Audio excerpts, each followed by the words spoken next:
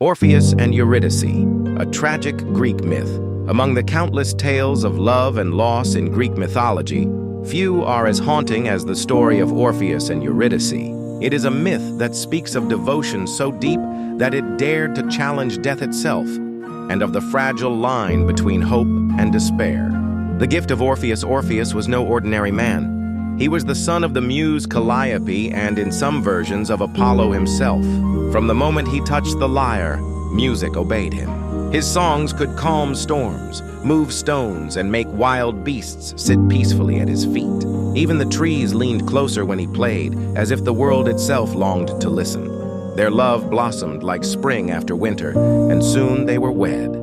For a brief time, their lives were filled with harmony, two souls bound by music and affection. The shadow of death. But happiness in myths is rarely eternal. On the very day of their wedding, tragedy struck.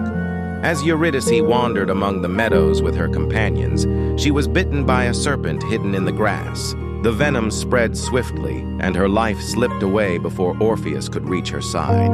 The world that once sang with him fell silent. His lyre grew heavy in his hands, for every note carried the weight of grief. Orpheus could not accept her loss. He resolved to do what no mortal had dared: descend into the underworld and bring Eurydice back. The journey to the underworld. Through caverns deep and rivers of shadow, Orpheus ventured where living men do not go. He crossed the river Styx, guided only by the hope of love. The boatman Charon, who usually demanded payment, was so moved by Orpheus's song that he ferried him across without question. At the gates of Hades, the monstrous Cerberus, the three-headed hound, rose to block his path. But when Orpheus plucked his lyre, the beast lay down, lulled into gentle slumber. Even in that realm of silence, music carried power. At last, Orpheus stood before Hades and Persephone, the rulers of the dead. He sang not of conquest, but of sorrow, of love cut short, of the cruel bite of fate, of longing too deep for mortal heart to bear. His melody was so pure that even the Furies, spirits of vengeance, wept tears of stone. The bargain of Hades, unmoved by pleas of mortals, was stirred by the music. For once, compassion touched the god of the underworld. He agreed to release Eurydice, but with a single condition: she would follow Orpheus back to the world of the living. Yet until they reached the surface, he must not look back at her. If he turned, even for a heartbeat, she would vanish forever. It was a cruel test, but Orpheus, filled with joy and hope, accepted.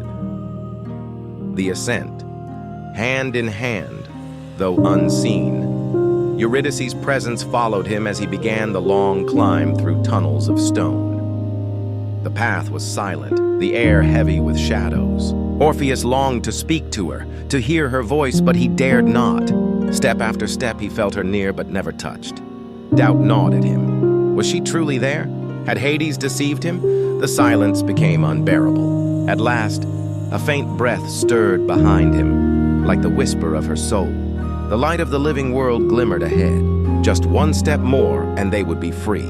But in that moment of fear and yearning, Orpheus turned. The second death of Eurydice.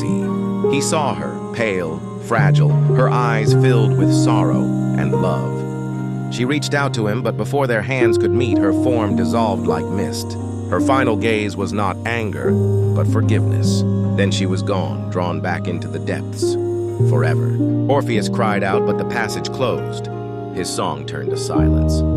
The gods had given their condition, and he had broken it. The lonely singer Orpheus wandered the earth, refusing the love of others. His music, once joyous, became filled with mourning. Even the trees wept at his songs. Some say he was torn apart by followers of Dionysus, enraged that he rejected them. Others say he simply faded, consumed by grief. Yet the Muses, his kin, gathered the fragments of his lyre and placed them among the stars. There, the constellations still echo his music, a reminder of the man who tried to conquer death for love. The legacy. The myth of Orpheus and Eurydice endures not as a tale of triumph, but of fragile hope and tragic loss. It whispers that love is powerful enough to stir even the gods, but also warns of the human heart's weakness. our need for certainty, our fear of silence. In every song of longing, in every poem of farewell, the spirit of Orpheus lingers. His tragedy remains a mirror of our own, the eternal struggle to hold on to what time and fate try to take away.